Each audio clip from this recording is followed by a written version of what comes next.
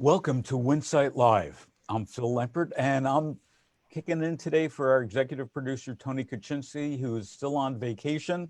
So if there's any mistakes, I'm the one to blame. John, why don't you get us started? Welcome to Winsight Live. Well, thanks, Phil, and welcome to everybody tuning in. Quick start this morning. Yesterday evening, Sprouts Farmers Markets posted their second quarter financial results, third straight quarter in a row where they've just posted higher and higher profits. Sales up 16% to 1.6 billion, comps at 9.1%, and margins, which is really interesting, at 37.3%, up 450 basis points from last year's second quarter. Officials there attributed about a little more than half of that to the COVID benefit, but they're also benefiting from a complete 180 in how they're going about doing pricing and promotions over there, getting rid of their sales flyer, promoting their thing and selling more things at full retail, which is making a big difference. This is coming up against a broader economic picture in the U.S., which is horrendous. I think Pat can tell us a little bit about how poorly restaurants have been doing, and it is a fascinating dichotomy there, but continued great results for Sprouts. And Jen, you've got some interesting news for us about Whole Foods today. So I read recently that it was earlier this month, a Whole Foods in the Lakeview neighborhood of Chicago. It's a standalone store, sold for almost 71 million. And I thought, oh, that sounds like, a tidy sum. So I spoke with Mark Thompson, the CEO and founder of groceryanchored.com, which is a platform that tracks every grocery store for sale in the country.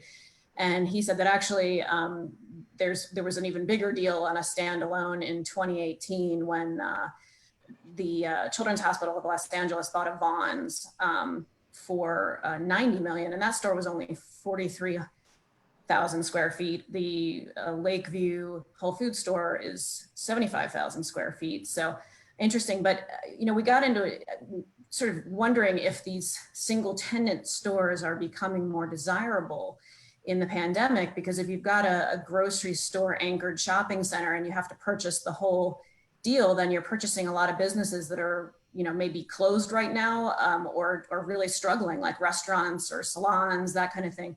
So he has seen a rise in the single tenant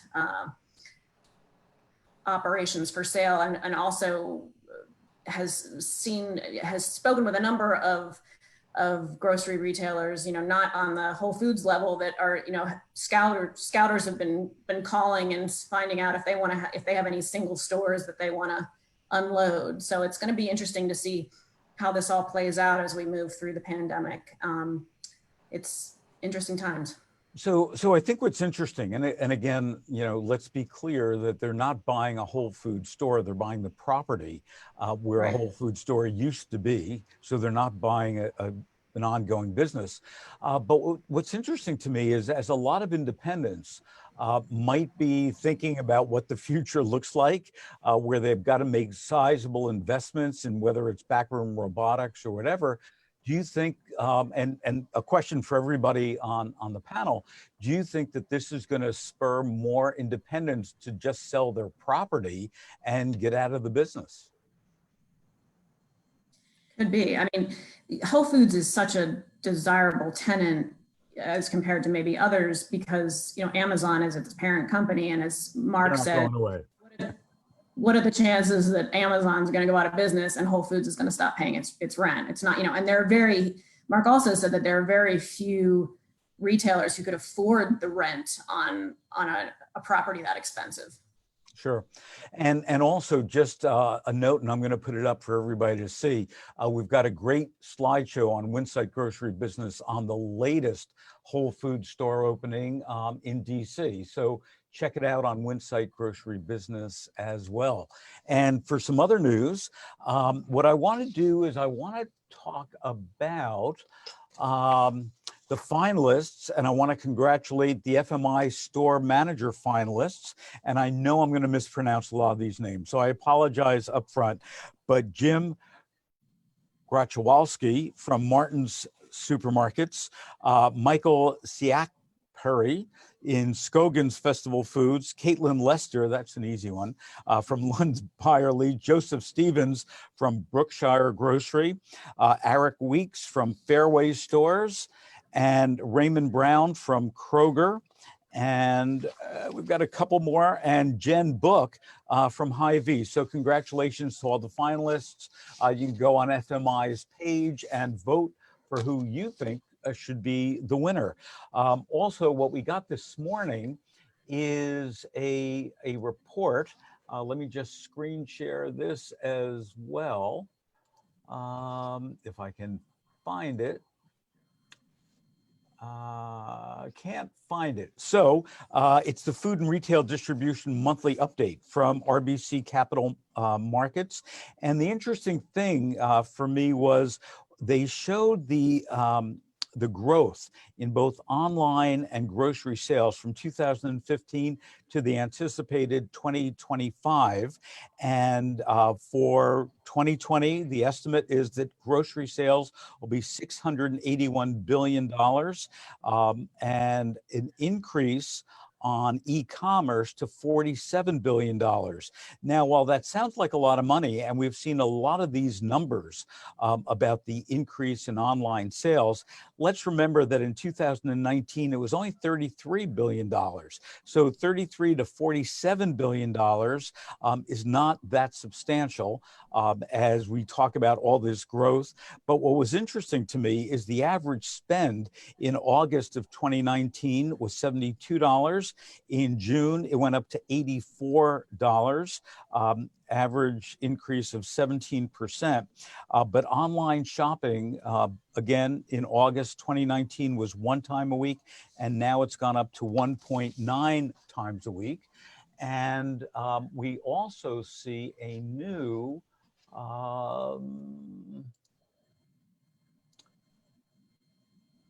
see, this is why we need Tony instead Yeah, of... Phil, just the online shopping, I was speaking with John Ross, the CEO of IGA, a few days ago, and we were talking about many things, and online shopping was one of it. And one of the points that he made is that, you know, for several years, it was kind of a loss leader for retailers. They really weren't making money on it. And now what customers are buying has shifted. So he's saying they're now adding alcohol to their orders. Retailers have figured out how that delivery system works. So right there is some added profit. Yep. And also they're now shopping for whole meals. They're not looking just to pantry stock that maybe they had before. So now they're adding those higher end meal items that are really boosting the total cart price.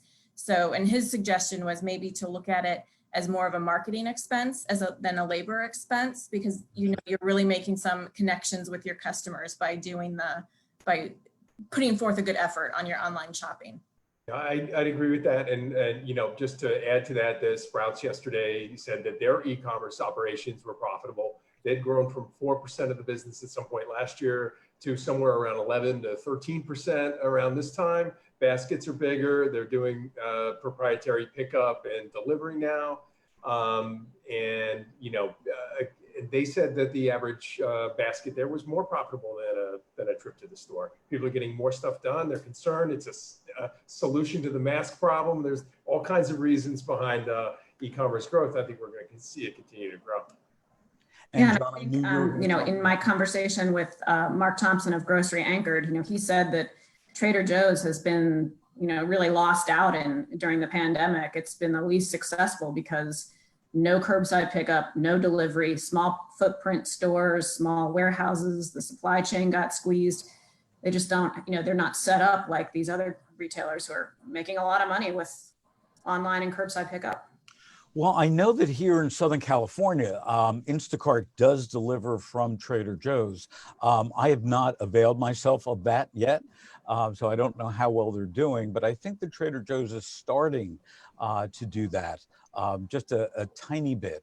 And also, just one more thing to share, Just Salad, the food service chain, and Pat, I'm not sure if you want to weigh in on this, has just announced that they are going to start having a carbon label on all their products so that people can determine whether or not the product that they're buying is good for the environment. And we're just showing what that is going to look like. So, you know, Pat, are you going to see more food service retailers doing things like that? Well, I think it's the start of a trend because, Just Salad has a lot of flexitarians who like to eat plant-based and plant-forward dishes. And so those people, those kind of customers are very conscious of the environment as well. And so I think it will be a good marketing hook for them, and others will copy it.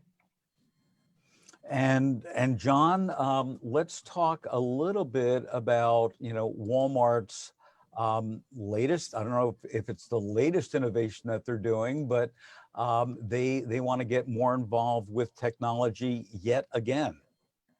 They're a clever company, and what you're referring to is the voice assistant program that's known as Ask Sam at Walmart. This takes a voice assistant like such as you've got on your phone or your Alexa at home, but they're using it to deploy in stores and a kind of a B2B function to help their associates do things on the, tackle tasks on the store floor that might be more difficult, that might require them to walk across 150,000 square foot store to ask a manager or what have you, ask their phone, ask the app. It's programmed, it's machine learning, AI enhanced. So the more questions you ask, the better it gets, just like your Alexa and your Ask Google and all those other guys. But it's a clever activation by Walmart to get it involved in, the way Walmart would in serving a efficiency in the stores and taking some labor pressure off them, probably, ultimately down the line. And, the new wrinkle there, which was mentioned in a blog post by Ming Chi, who is a new tech hire for them, who's in charge of their kind of tech products now, says that it's got an emergency mode now. So in the event of an emergency, and Walmart did not specify what, but geez, there's been shootings at the stores, there's been all kinds of disasters, big and small, striking a big store with 1 million locations like them. A quick way to inform employees whether it's safe to go to the store, whether they've got to go out, the store's on fire, please get out of it. You'll get all those messages instantly rather than turning around or making an announcement or doing something else. It's just a little thing, uses good technology and doing it in a Walmart way. That's what they do. So, John, do you think that, the next step of this is to make it available to consumers so that you're actually eliminating some labor and, being able to give, more expert advice? If we look at when Best Buy first started, their employees had kiosks or notepads where they could look up when you were asking about a stereo, or a TV, they could look up all the specs. They didn't have to remember everything in order to share with the customer. So do you think that this is going to move directly to customers as well? Yeah, forgive me for not knowing this, but they may be doing some of that now. Walmart's been obviously, like all retailers, very strongly in favor of engaging customers on their phones. And Walmart's done things like you can now find the exact location of a particular item, which is a very useful thing for consumers working in a very large store like Walmart. Where is the hammer or whatever ridiculous thing you might need in a store like it's so big, right? So they're doing things like that already, and every consumer that's using the app is much more engaged with the retailer and likely to spend higher and be a omni-channel shopper with them and everything. So look, I wouldn't be surprised at all to see a voice assistant for Walmart shoppers at some point, but in total honesty, I'm not quite sure if they've got that yet. So, and I would also assume that there's geo-tracking so that somewhere somebody is looking at, when Jen goes into the Walmart, how long she has spent in the produce department, and to try to get her to spend more time there and maybe do a little pop-up and say, hey, we've got a sale on strawberries, move 2 inches to the left and pick up your strawberries. There's no doubt. There's no limit almost to the things that retailers can do once they've got a consumer connected with them on a computer they're carrying around everywhere. And it's a huge revolution really for retail. So Jen, how would you feel about that if you're in a Walmart and, you know, knowing that somebody's tracking you and how long you're in the produce department and then sending you a customized message or personalized message, I'm sorry, to use the vernacular that's appropriate today? Is that going to freak you out, or it's going to make you feel better about Walmart? Well, I think, you know, the gut reaction is it's a little big brothery, you know, you're being followed around the store. But the reality is, I think, you know, everyone values their time and convenience. And if I think it depends on how effective it is. If they're actually sending me to things that I want to know about and want to buy and I get there faster, then great. But if it's like my phone's blowing up and I'm trying to just get my shopping trip done, then probably not. Yeah, Pat, Kat, Brett, what do you guys think? I'm the worst one for this because I have all of my alerts on my phone turned off. So I don't have anyone to communicate with me ever unless I let them. So I am not a prime example for this. I don't like my phone dinging. And Pat? I kind of agree with Jen. I find it a little big brothery and it might bother me, but you know, I'm open to it because it is hard to find things in some of those huge stores, especially Home Depot is the one that's the worst to me. I always know where to go for the hot dogs in Home Depot. You know, Yeah, I can find that really quick. And yeah, I feel the same way as Pat and Jen do. I'm not 100% against it. It could get a little, you know, frustrating if it gets out of hand, but I am definitely guilty of getting lost in stores and just like having to find something and not being able to find it and looking in the same 3 aisles for 15, 20 minutes sometimes. I'm a horrible shopper. So yeah, if it's actually beneficial and does its job and is efficient, I'd support it. so Brett, every week, you know, you're telling us about more consolidation that's taking place in C-stores than ever before. What's going on this week? Bet. So big news this week, Quick Trip with a K has agreed to acquire assets from Stop and Go convenience centers. And so Quick Trip, for grocery audiences and restaurant audiences who are not familiar, they operate more than 700 convenience stores in Wisconsin and Minnesota. According to CSP's top 202 rankings of this year, they are the 13th largest convenience store chain in the country. So whenever a major C-store chain acquires another, it's big news. And so Stop and Go, they operate 36 convenience stores in southern Wisconsin and northern Illinois. So it's, you know, one Wisconsin chain buying another Wisconsin chain, basically. The acquisition is scheduled to finalize later this year in December. KT actually does not plan to change many of the Stop and Go banners, except for some of the larger stores, which might be remodeled and rebranded as KT. But for the most part, many of those Stop and Go stores are going to remain Stop and Go centers. So yeah, big news. As you said, Phil, consolidation is occurring quite a bit in the C-store industry, especially among those top 10, 20 chains. So big news. And John, some other big news and probably some surprising news to a lot of people about Blue Apron. Blue Apron had a good quarter. That's the First time. First time you can say that in a while. And listen, you know, they were beneficiaries of, like everybody else in our industry, the COVID changes. And so the company said, you know, they turned a profit after turning a loss in last year's quarter. It supported a lot of the ongoing strategies that they've got going on to kind of run their business more efficiently. And they have a plan to kind of get out of the doldrums they've been in. You know, real briefly, you know, meal kits were a great idea. It's not really working out as a business all that well because it's expensive to do. Very expensive for them to, they had a terrible issue with churning of customers. Keeping customers in the franchise was difficult for them. They spent a little bit too much money too quickly, etc. So all that combined had them only a few months ago, back in February, you know, kind of wave a little bit of a white flag and say, listen, we've got a good turnaround strategy here, but we might run out of time. So we're looking for financial partners, a recapitalization, acquisition or some kind that's going to help us get through this.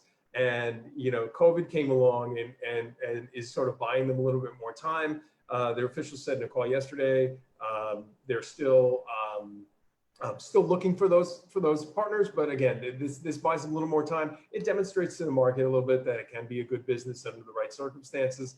And so, good news for Blue Apron, and we'll see how things go going forward. I should mention also, it's not all blue skies ahead for them. They were projecting a loss in the current quarter, so we'll see how things go.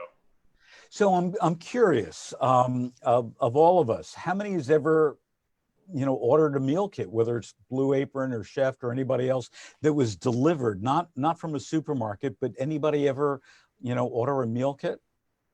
I tried it once, and I liked it, but I live alone, so it was a lot of food, and it was a lot of work, actually. I mean, I like to cook, but it seemed like a lot of work, even though they say it could be done in 30 minutes. You have to open up all those little plastic bags. And anybody else? Anybody else ever try it? It's really not the way that we want to cook or eat in my home, and I gotta say, I've tasted some of them at sampling events, and these other. They seem good. They seem like a good, convenient thing, but I just don't want to commit to it. So it's not for us. Yeah, so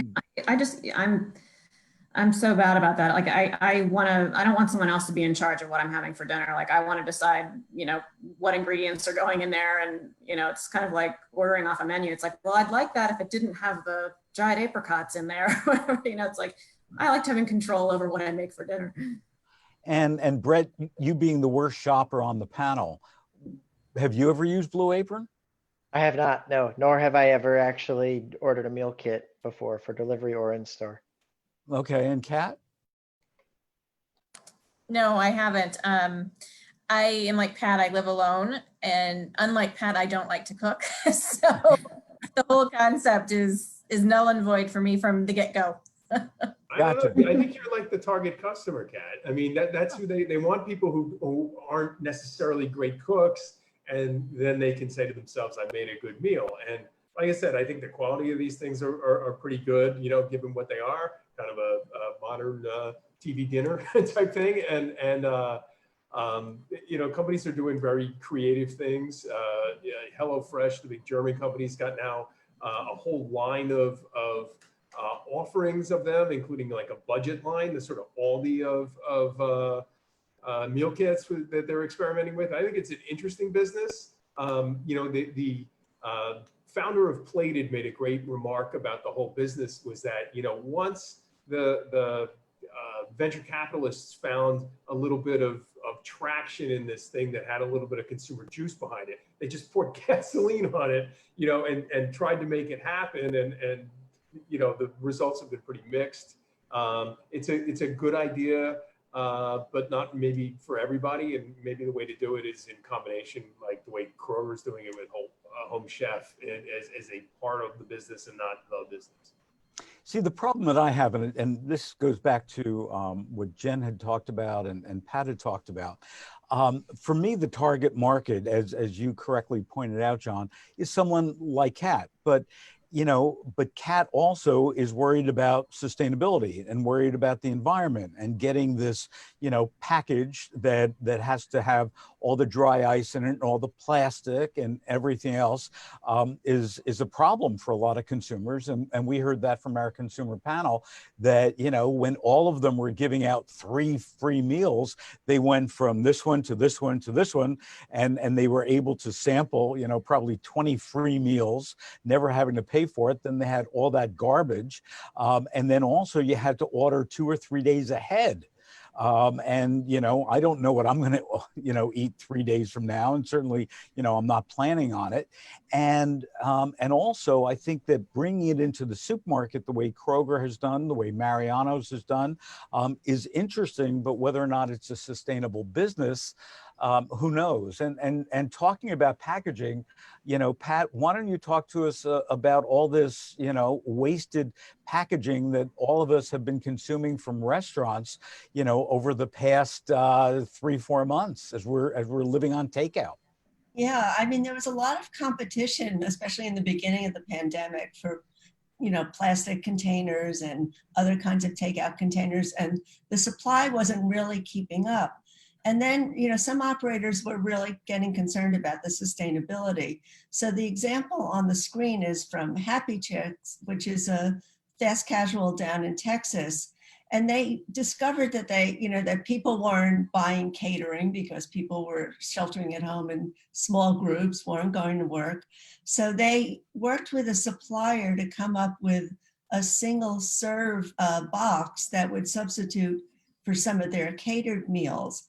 And they actually came up with a box that was sustainable and also vented so that the food retained its quality and crispness. They do a lot of chicken fingers and fries. So that was really a priority for them. And so people are packaging companies are getting more innovative now as they see that the demand is there, and it probably won't go away.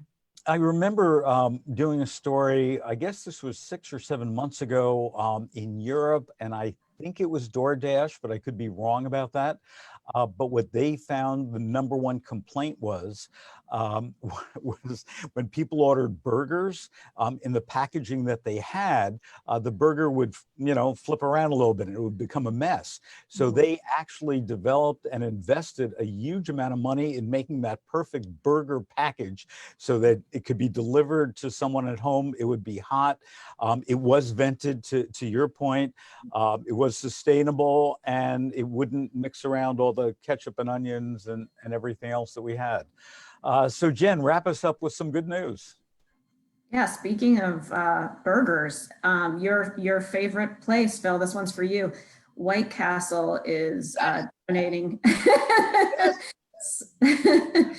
It's extended its free slider delivery to grocery frontline workers at Kroger stores in 4 cities.